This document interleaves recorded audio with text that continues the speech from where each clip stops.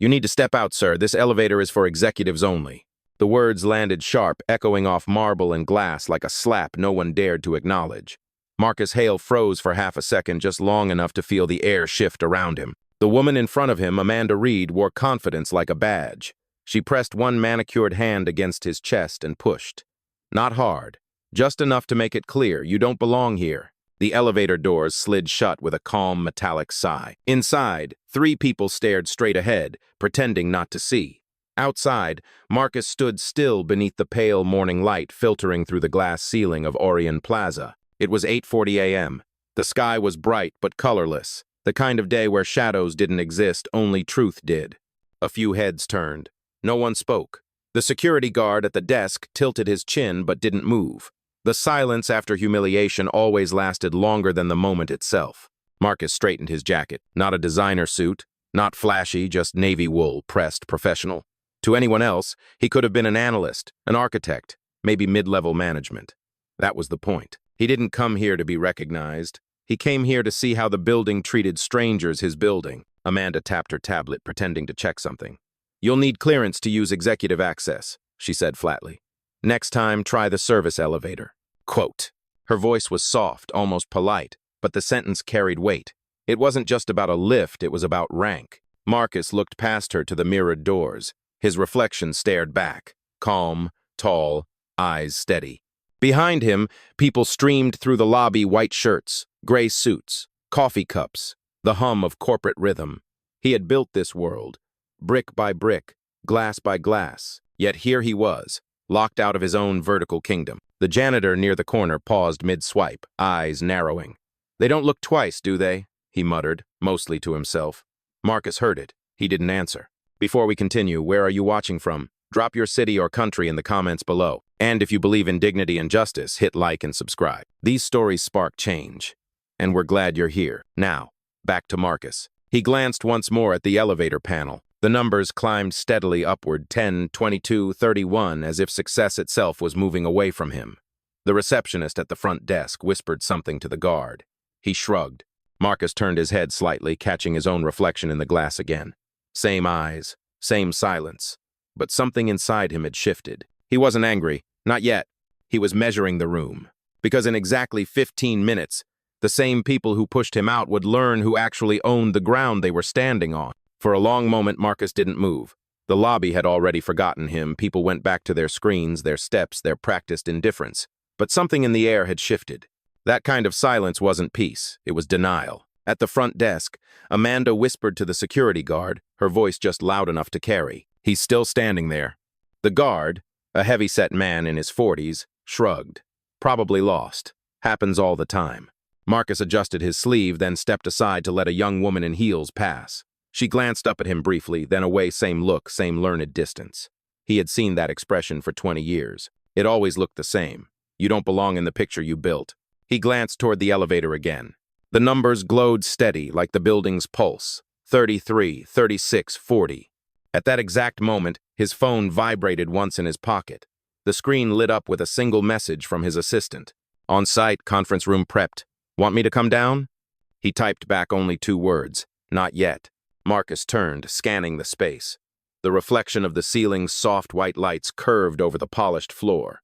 Even without sunlight, the place was bright, too bright to hide anything. He walked toward the reception counter. Amanda stiffened. "Sir, please don't approach the desk." "Why?" he asked. His voice stayed even. "You're not authorized to be here."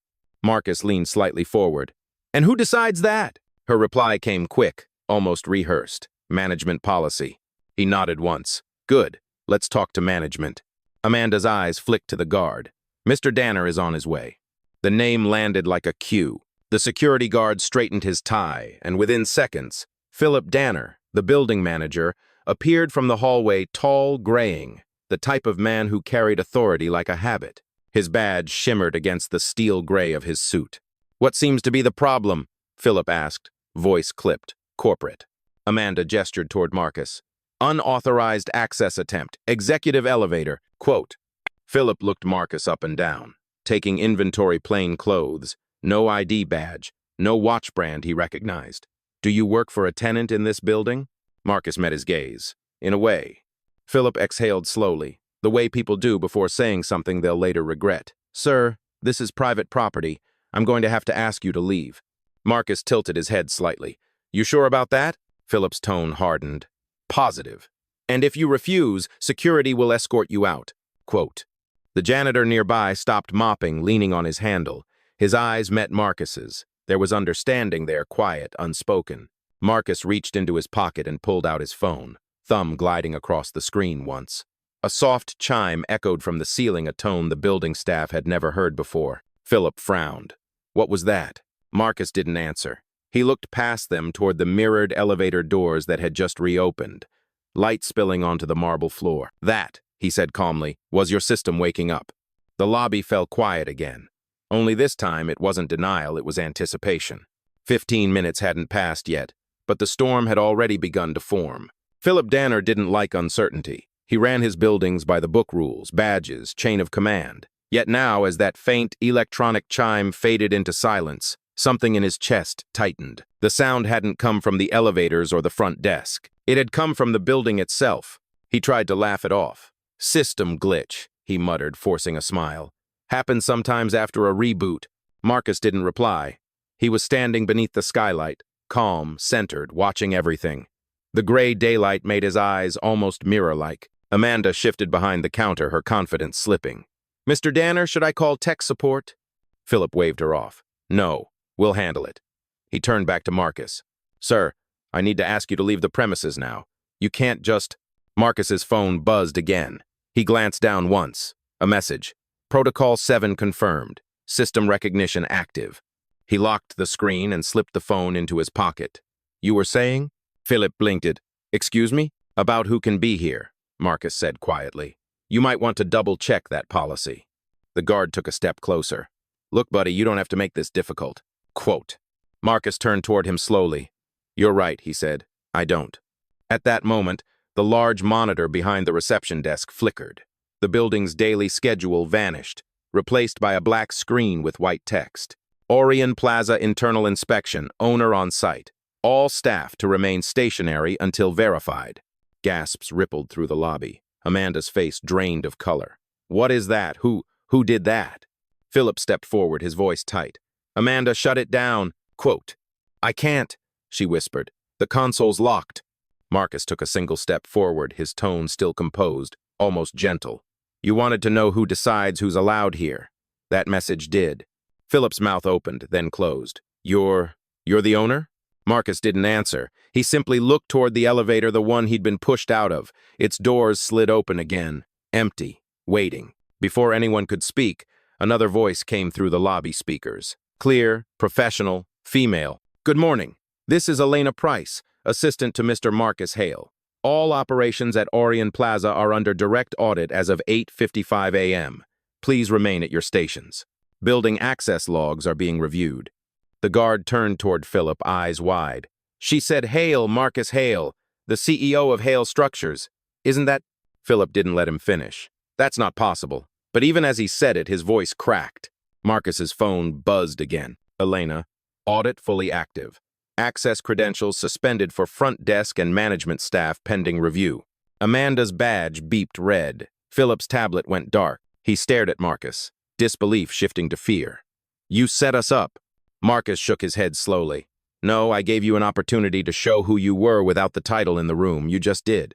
The janitor in the corner let out a low whistle. Guess the room's under new management. Marcus turned toward the elevator. No, he said quietly. It's under the same management. They just forgot who that was. The doors opened wider, light spilling out in a perfect rectangle across the marble floor. For the first time that morning, every eye in the lobby was on him, not with suspicion, but with realization. 15 minutes had passed, and now it was his building again. For a few seconds, no one breathed. The only sound in the lobby was the low hum of the building's air system, steady and neutral as if even the ventilation refused to take sides. Philip Danner finally found his voice. Mr. Hale, I think there's been some sort of misunderstanding. If you had informed us you were visiting, Marcus raised a hand, stopping him. You would have rolled out the red carpet. That's the problem, Philip. Amanda stood frozen behind the counter, her ID badge still flashing red. Sir, I swear I didn't know. You didn't need to, Marcus said calmly. You only needed to see me as human. You failed both. The words landed quietly but hard. Around them, the lobby had changed from a place of business to a courtroom of silence. The janitor leaned against his mop, eyes wide. "Never seen a system flip like that," he muttered. Marcus turned slightly, his voice still level. "That's what happens when truth finally connects to power." Quote. The elevator doors behind him stayed open, waiting like an invitation. But Marcus didn't move toward them, not yet. Philip took a cautious step forward. "Mr. Hale, I want to formally apologize on behalf of my staff." "No," Marcus interrupted softly. "Apologies don't repair culture. They just patch it for a day." He looked around at the workers watching from the mezzanine above the clerks, the assistants, the janitors who'd paused mid-task. "You've all witnessed what happens when judgment replaces respect. I suggest you remember it." Amanda's voice broke through the silence, shaky. Are we being fired?" Marcus's phone buzzed again. Elena's voice came through, steady over the intercom. "Mr. Hale, the compliance board is on standby. Do you want to proceed with immediate terminations?" Philip's jaw clenched. "Terminations?" He looked around, desperate for control. "This is a public lobby, not your boardroom." Quote. Marcus turned toward him, finally facing him fully. "It's both." He tapped his phone once. The building's PA system chimed, that same soft tone as before, but now it carried weight. "Effective immediately," Marcus said, his voice clear, deliberate. "Building management is under internal review for discriminatory conduct and abuse of position." A ripple ran through the crowd, gasps, whispers, a shifting of feet. Amanda's knees seemed to give slightly. "Please, sir, I didn't mean any harm." Quote. Marcus looked at her for a long second. Intent doesn't erase impact. He turned to Philip again. "You run a place built on visibility glass walls, mirrored elevators, open lobbies, yet somehow, you still manage to make people invisible." Philip's face flushed. "You're destroying reputations over a misunderstanding." Marcus's expression didn't change. "No, Philip. You destroyed them the moment you decided a man's worth was measured by what he wore, not what he built." Quote.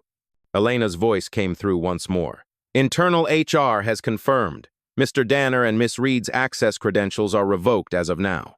Amanda gasped as her screen went black. Philip's badge beeped again, a sharp digital note that echoed through the hall like a verdict. A few employees clapped quietly, hesitant at first, then firmer. Marcus glanced toward them, then back at the two people before him. "You thought authority meant control.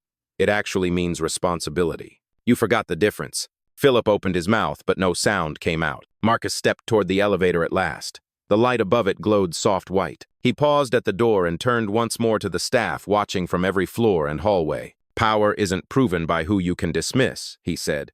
"It's proven by who you choose to see." The doors slid closed behind him, sealing the moment in glass and memory. And in that instant, Arion Plaza stopped being just a building. It became a mirror. When the elevator doors closed behind Marcus, the lobby remained frozen in the aftershock. No one dared to speak first. The reflection of his figure lingered in the glass like a quiet reminder. Power didn't always announce itself with noise. Sometimes it simply turned around. Upstairs, the elevator opened to the executive floor, a minimalist hallway of matte steel, soft lights, and silence thick enough to hear your own pulse. Marcus stepped out, calm and steady, his shoes clicking once against the marble. His assistant, Elena Price, was already waiting with a tablet pressed to her chest. "All systems are online," she said softly. "Access logs, staff conduct reports, security footage. It's all synced." Marcus nodded. "Let's make it official." Elena swiped the screen and a live feed from the lobby appeared. Amanda still behind the desk, pale, clutching her badge. Philip pacing like a trapped man. "They haven't moved," Elena said. "Good," Marcus replied. "They'll stay until they understand what accountability looks like." He walked toward the glass conference room overlooking the lobby.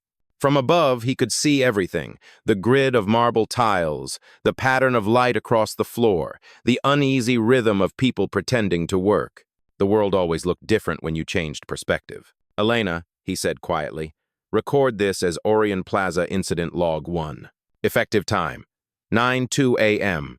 She nodded, fingers already typing. "Do you want me to notify the press office?" "Not yet. This isn't a scandal," he said. "It's a lesson." Down below, the guard shifted uncomfortably near the reception. Amanda spoke, barely audible through the mic feed. "He's really the owner?" Philip's voice came through, tight with disbelief. "That's impossible. Owners don't walk in alone. They don't test people." Could. Marcus leaned closer to the glass, his reflection merging with theirs. They should, he murmured. He tapped the intercom button on the table. His voice filled the lobby, not raised, but resonant. Attention, staff. This is Marcus Hale. As of this morning, Orion Plaza is under full compliance review. Every recorded interaction from the past 90 days will be audited for conduct and bias. If you've done nothing wrong, you have nothing to fear. If you have, today will find you. The words rippled through the building like an electric current. Some heads lifted, others bowed. Philip stared up at the nearest camera. You're turning this into a witch hunt. Marcus answered evenly, no, I'm turning it into a mirror. Elena looked up from her tablet. Should I suspend external client operations until further notice? Yes, he said. Lock the building. Nobody in or out until the review completes. Elena hesitated. That'll make headlines. Good, Marcus replied. Let them see what accountability looks like in daylight. He turned back toward the glass, watching the lobby one last time. Amanda had started crying quietly, while two junior staff members stood awkwardly beside her, unsure whether to comfort her or stay still. Make sure they understand this isn't revenge, Marcus said finally. It's reform. Elena nodded. And after that? Marcus's gaze didn't move from the lobby below. After that, he said, we rebuild the place we were supposed to be proud of. The gray morning outside hadn't changed, but inside Orion Plaza, everything else had. The lobby, once a shrine to order and routine, now pulsed with unease. Every screen around the reception desk glowed with the same frozen message. Internal audit in progress. Access restricted. Amanda Reed stood rigid, her face pale against the cool light. Philip Danner's voice cut through the quiet like static. This is absurd, he barked, pacing. He's grandstanding, showing off for the cameras. There are no cameras, Amanda whispered. He doesn't need them. From above, behind the glass wall of the conference room, Marcus watched the scene unfold. The reflection of his face hovered over the chaos below like judgment, or simply perspective. He turned slightly toward Elena, who was still monitoring multiple screens. Status? Marcus asked. Building sealed at 9:14, Elena said. All digital access revoked except yours and mine. Compliance Division already requested full copies of the security feed. Good, Marcus said quietly. Let them see the full picture, the words, the tone, the look. Down below, the guard approached Philip. Sir, the system's logged us out. I can't even unlock the staff doors. Philip's frustration cracked. Of course it did, because some overpaid CEO wants to play hero. Quote. Amanda's eyes filled, not just from fear, but something else, shame creeping in like fog. Mr. Danner, she said softly, he warned us. He asked for respect. We didn't even listen. Philip turned on her. Don't start playing the victim now. Maybe we all are, she said. Her words hung in the air, small but sharp. Upstairs, Elena lowered her voice. Do you want me to cut their mic feed? Marcus shook his head. No, let the building hear them. Truth works best when it's overheard. Quote. He walked to the window, hands clasped behind his back. Philip thinks this is theater. What he doesn't understand is that this is documentation. Elena hesitated, then asked, Do you plan to fire him publicly? Marcus looked down at the man, pacing like a trapped animal. No, public humiliation isn't justice. It's noise. I'll let the system speak for me. A ping from the tablet broke the silence. Audit results uploading, Elena said. Timestamps, complaint records, and something else you'll want to see this. Marcus glanced at the screen. 8 prior employee complaints, each one closed by Philip Danner, each marked insufficient evidence. Marcus exhaled slowly. Open them. The records filled the display dates. Names, phrases repeated like ghosts. Inappropriate tone, disrespect toward clients of color, denied access without cause. Elena looked up. He buried them. Marcus nodded. He didn't bury them. He filed them where he thought no one would look. Below, Amanda had sunk into her chair, wiping her face. Philip was still pacing, unaware that the evidence had already turned against him. Marcus picked up the phone on the table, pressed a single button. The intercom clicked on, echoing across the marble lobby. Philip, his voice rolled through the space, calm but cold. For every person you dismissed with your tone, for every complaint you ignored, you've earned this moment. The building isn't punishing you. It's reflecting you. Philip froze, staring up at the glass wall. Marcus continued, You wanted to guard doors. Now you get to learn what it feels like when one closes. A pause. Then a single chime echoed from the security system, Philip's final clearance code deactivated. The guard's radio crackled. Management credentials revoked. Philip's mouth fell open, but no sound came. The irony was complete. The man who once decided who entered or left was now the one locked inside. Upstairs, Marcus watched quietly as order dissolved into truth. Elena whispered, "It's done." Marcus nodded once. "No, it's just begun." Philip Danner stood motionless in the center of the lobby, his access badge still blinking red in his palm. The sound of his own breathing was louder than anything else now. The guard avoided his eyes. Amanda sat behind the desk, shoulders trembling. Above them, Marcus remained by the window, silent, watching. From that height, the scene below didn't look like punishment, it looked like revelation. Elena's voice broke the quiet. "Mr. Hale, HR is live on the line. They're ready to process the terminations." Marcus didn't look away from the glass. "Patch them through." The conference speaker lit up, a neutral tone preceding the voice of a woman from headquarters. "This is Lydia from Hale Corporate HR. We've received the audit files. Do you wish to proceed with formal termination for Mr. Danner and Miss Reed?" Marcus glanced down again. Philip had his head bowed, both hands pressed to his temples. "No," Marcus said after a long pause. "Not yet. I want them to speak first." Elena hesitated. "Sir?" "Open a live feed," Marcus instructed. "Audio only. Let's hear what truth sounds like under pressure." Within seconds, their voices echoed faintly through the speakers. Philip's tone cracked. "You think this is justice? You humiliate people to make a point?" Amanda whispered something barely audible. "We did this to ourselves." "What?" Philip snapped. She looked up, eyes red. "You told me to handle it, remember? You said people like him make the tenants uncomfortable, that we should keep the place professional. I believed you." The lobby went still again. Philip's jaw tightened. "That's not what I said." "Yes, it is," Amanda fired back. "And it's not the first time. You said the same thing about Mrs. Leary last month when she came to visit her son upstairs." Marcus exchanged a look with Elena, but said nothing. Philip's voice dropped low. "You're twisting this." "No," Amanda said, her voice suddenly steady. "I'm remembering it." Her hands were shaking, but she didn't stop. "You told me perception was everything. That the right kind of client shouldn't have to share elevators with outsiders." The guard shifted, uncomfortable. One of the younger reception clerks looked down, ashamed. Above, Marcus stepped closer to the glass. Every word cut deeper than any formal charge could. Amanda's breath hitched. "I just wanted to keep my job. I didn't want trouble, but I see now I was the trouble." Philip turned toward her, disbelief and anger colliding. "You're ruining yourself." "I already did that," she whispered. Marcus reached for the speaker button.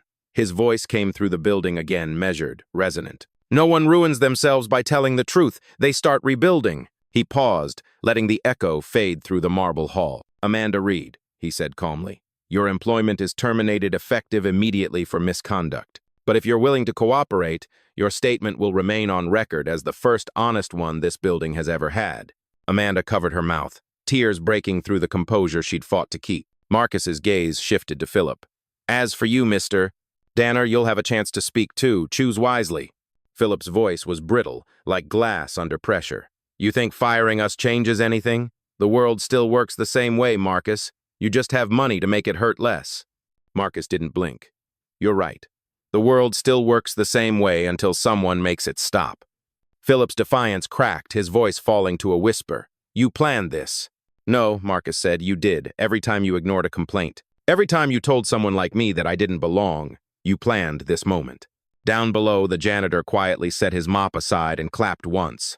Just once, but the sound carried. Elena exhaled softly.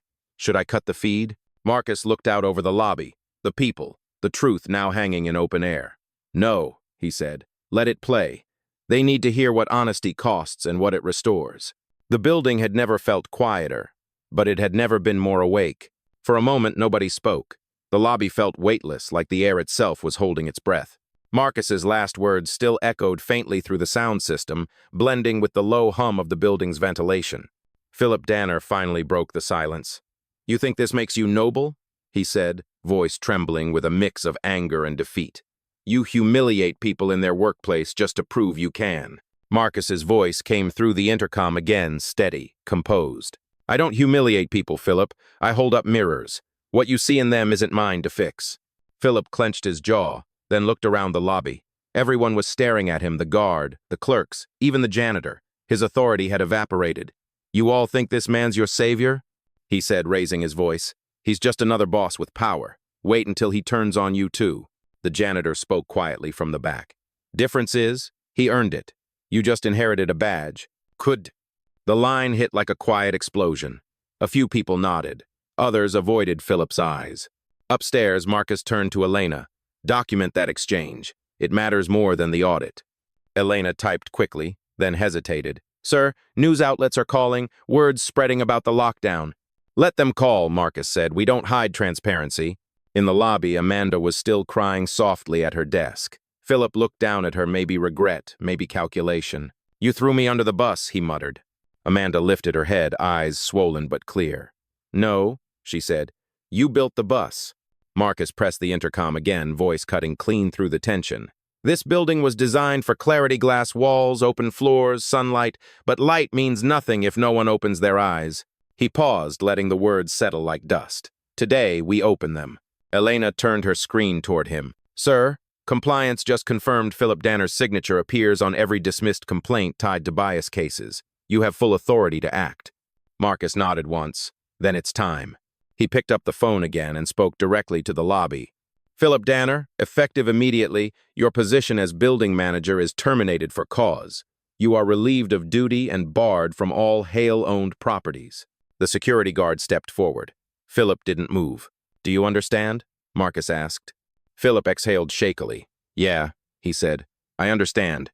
The mirror finally cracked. Marcus's voice softened. No, Philip, it finally reflected.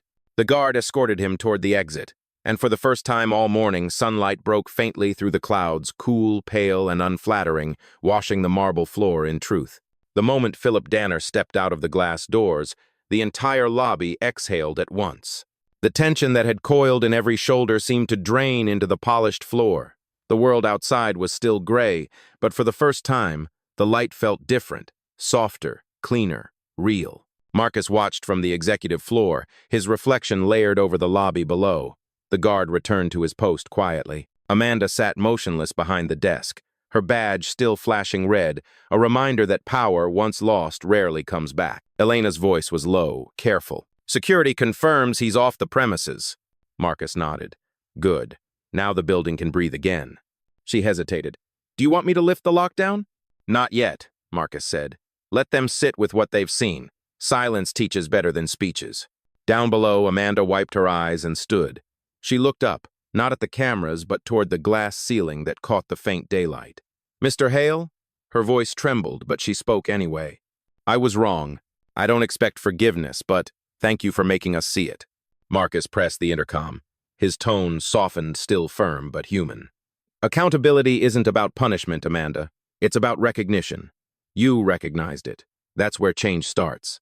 The janitor leaned on his mop, watching her. Takes guts to say that out loud, he murmured. Amanda turned to him. Took me too long. Elena looked at Marcus. She's asking to speak with HR voluntarily. Marcus nodded. Approve it. If she's willing to help us retrain the front office, keep her on a provisional contract. We rebuild with those who learn. He moved closer to the window again, gazing down as the staff slowly began returning to motion. Phones rang quietly, computers restarted. The rhythm of business resumed, but lighter, steadier, different. Sir, Elena said, corporate communications just requested a statement. Marcus smiled faintly. They'll get one, but not a headline, just the truth. Quote. He looked back toward the empty space where Philip had stood minutes earlier. Make sure the report notes every complaint he buried, every person he dismissed. They'll serve as our foundation for reform. Outside, the wind picked up, brushing against the glass like a slow applause. Marcus straightened his jacket and spoke almost to himself. You can rebuild a company, he said quietly, but you can't rebuild dignity. You have to protect it before it cracks. Elena looked up, thoughtful. And if it already has? Marcus turned toward her. Then you make sure the next reflection shows something better. Below, the light deepened across the marble, and for the first time since the morning began, the building stood still, not in fear, but in clarity. By late morning, Orion Plaza no longer felt like the same building.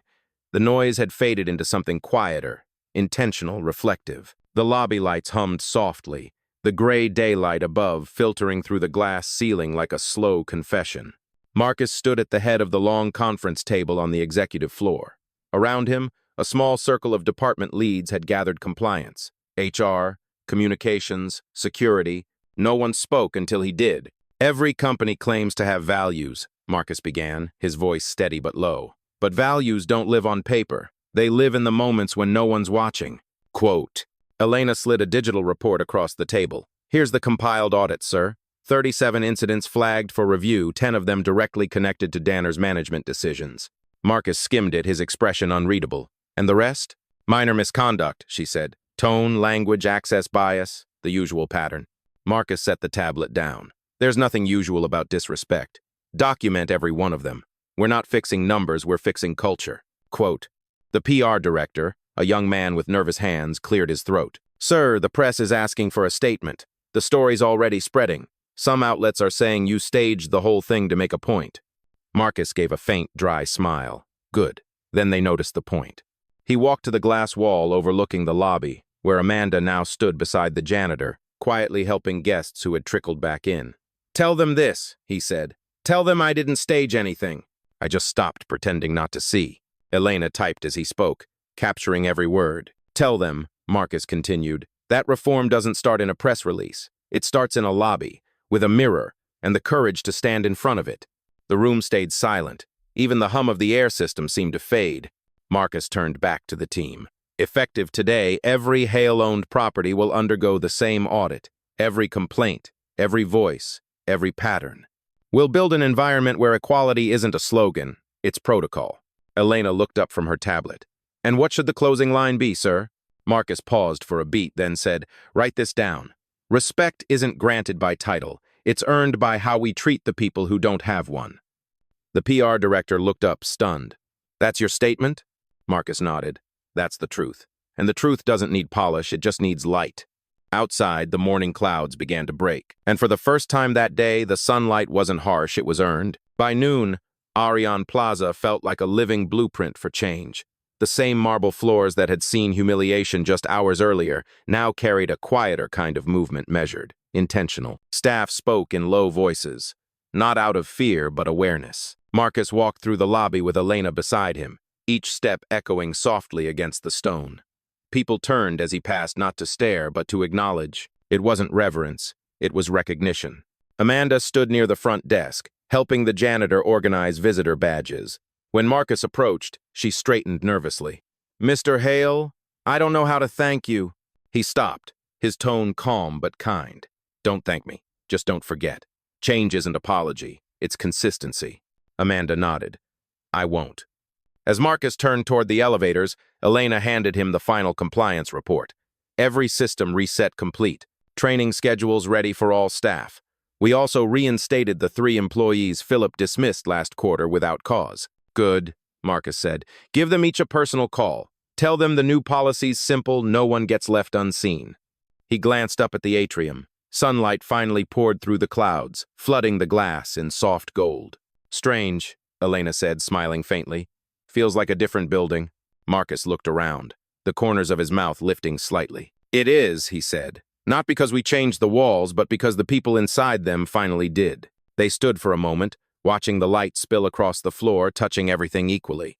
For the first time all day, Marcus Hale wasn't just the owner of Orion Plaza. He was its reflection, clear, steady, and human. By the time Marcus stepped outside, the city had shifted too. The gray clouds that had hung low all morning were breaking apart, letting stripes of pale light fall between the glass towers. People hurried past him without knowing who he was, and that was exactly how he liked it. He stopped on the plaza steps and looked back at the building, its mirrored surface catching the afternoon light. A few hours ago, that reflection had hidden bias behind polish. Now it showed something else. Accountability. Elena joined him quietly. Everything's stable. HR already began outreach across the network. Marcus nodded. Good. Let them know this wasn't a spectacle, it was a standard. She smiled faintly. And what about you? You could have stayed invisible forever. Marcus looked toward the glass doors. Sometimes you have to step into the reflection to change what it shows. He took a slow breath, the city hum rising around them. They thought I wanted control, he said. What I really wanted was proof that dignity still matters. Come down. Then he turned away, walking into the light spreading across the street, calm, unhurried, certain. Behind him, Orion Plaza stood gleaming in silence, finally transparent in every sense of the word.